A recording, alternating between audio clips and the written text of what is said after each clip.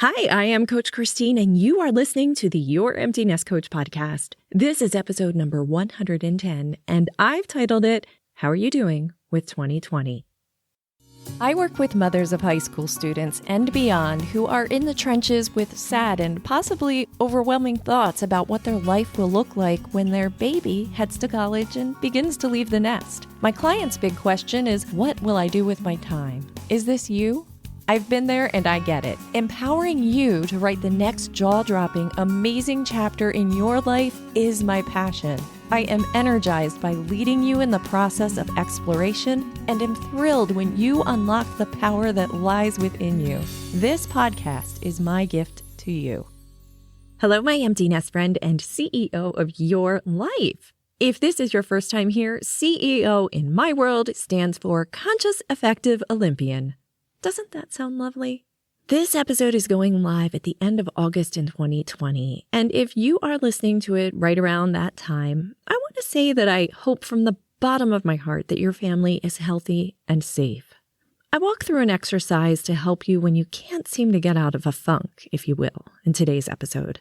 If you want to share anything with me or my listeners, I always invite you to share your thoughts or life tips with us. You may do this either through SpeakPipe or my Google Voice number. You'll find the information to do this in the description of this episode. On Apple Podcasts, click Details. On Spotify, click See More. On Overcast, press the I for Information button. Get the idea? You also may send me an email at podcast@youremptynestcoach.com. Of course, I always have full show notes with links to anything I discuss in the episode and a full episode transcription on my website. Those reside at youremptynestcoach.com/P for podcast and 110 for this episode's number. I can't wait to hear from you. Thanks. Thank you.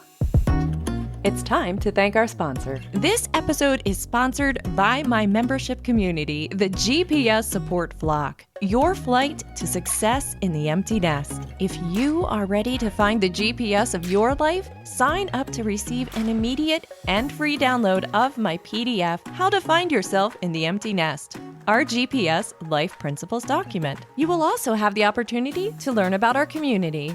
See the link in this episode's show notes or fly on over to my website, youremptynestcoach.com. Click the GPS Support Flock button. See you soon.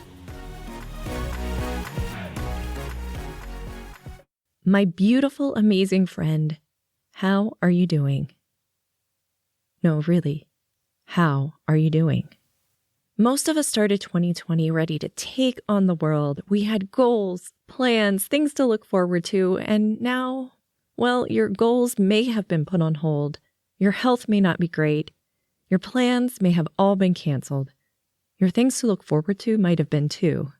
How are you doing with all that? Anytime our life is challenged, we have an opportunity to hide, an opportunity to grow, an opportunity to rise to the challenge, an opportunity to dig deep within ourselves, to question beliefs that we thought were right, but maybe it's time to look at the world with new eyes, an opportunity to live in the now, the present moment, or to run from it, thinking that we'll be able to escape from what is by looking toward what isn't yet or what could have been. If you are doing well, I want you to pat yourself on the back. No, really, I mean it. After you pat yourself on the back, reach out to someone today, by phone, video call, email, or from 6 feet away, who may not be doing so well. Share your wellness and energy with them by spending time with them. If you aren't doing well, are you feeling like you're in a bit of a funk? Well, that is certainly understandable, and no one is going to fault you. Now, while one episode of this podcast isn't a cure-all by any means, after all, I have a membership program and a lot of episodes that slowly cover topics to help you. But today, I want to offer an exercise to use when you feel like you are stuck in a bit of a funk.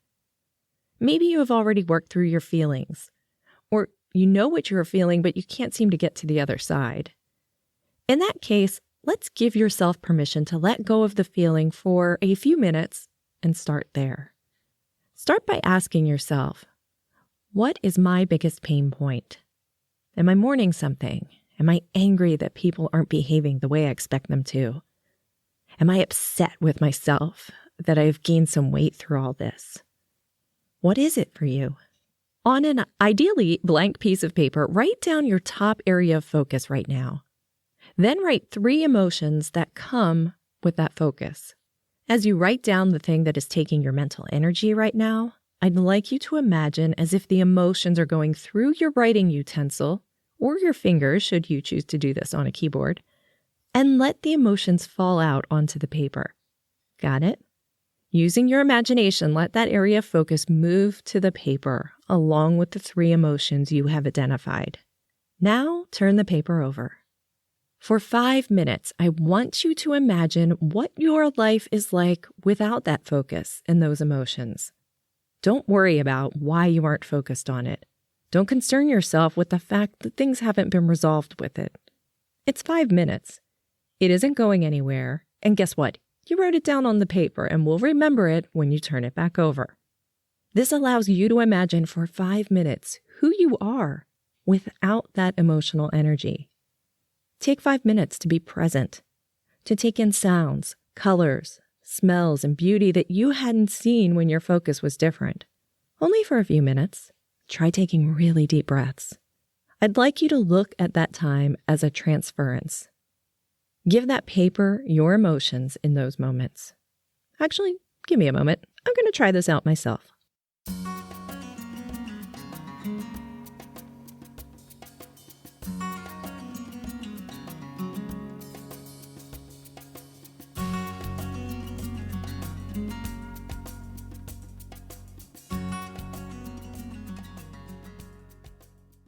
Okay, I'm back. And interestingly enough, my 5 minutes had me away from this computer. The universe timed it so that my husband and I met in the hallway for a lovely impromptu conversation. I made my coffee and took time to smell it a bit more. Was a bit more present as I did all of it.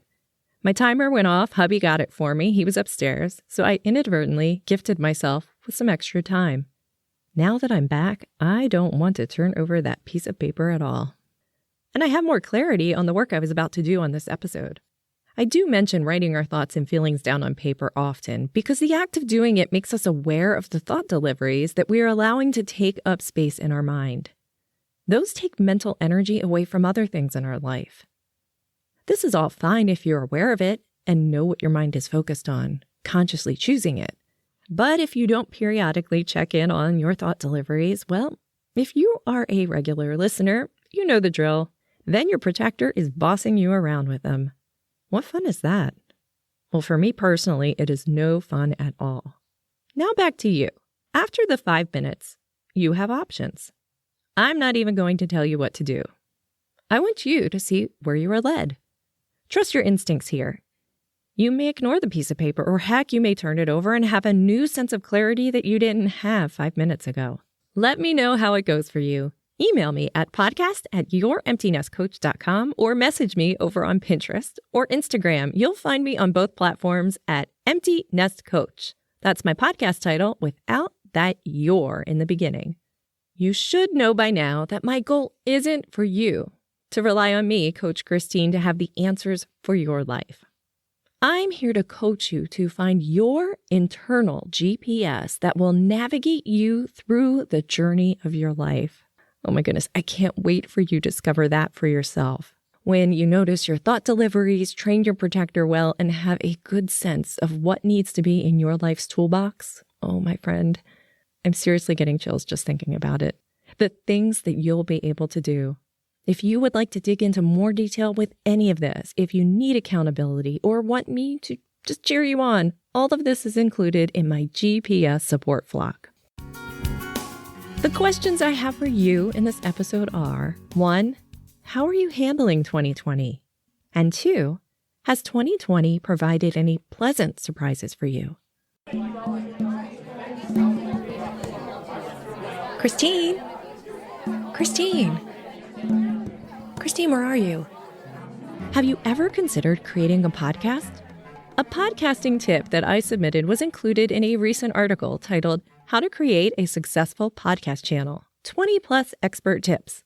Link to the full article is in my show notes. I invite you to check it out. Anne shared the tip you are about to hear with me for the month of August way back at the beginning of the year, before COVID was known about. She sure thinks ahead. While colleges your child may be looking at may not have much social life this semester, seeing how they are handling it is a great thing to research. Thanks for sharing your tip with us, Anne.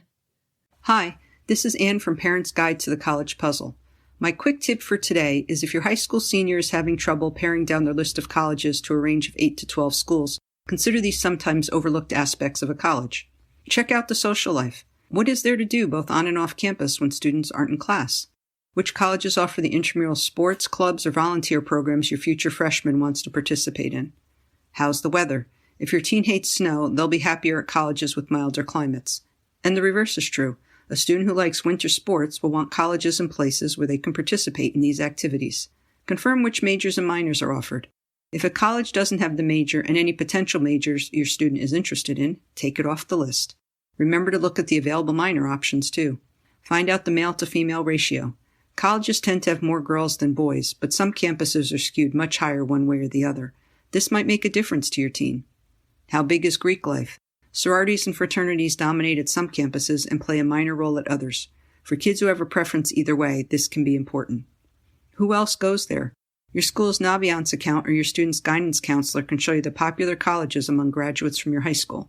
This is helpful if your teen wants to see a familiar face those first weeks on campus, or if they don't. Remember, the final list of colleges should include 2 safety schools, 2 reach schools, and the remainder target schools. Good luck! Do you have a quick tip to share with listeners of this podcast? I would love to include it in an upcoming episode. See my show notes for links to submit your own audio tip. I am just about done here, but not before I remind you, of course, that you, my beautiful friend, are amazing.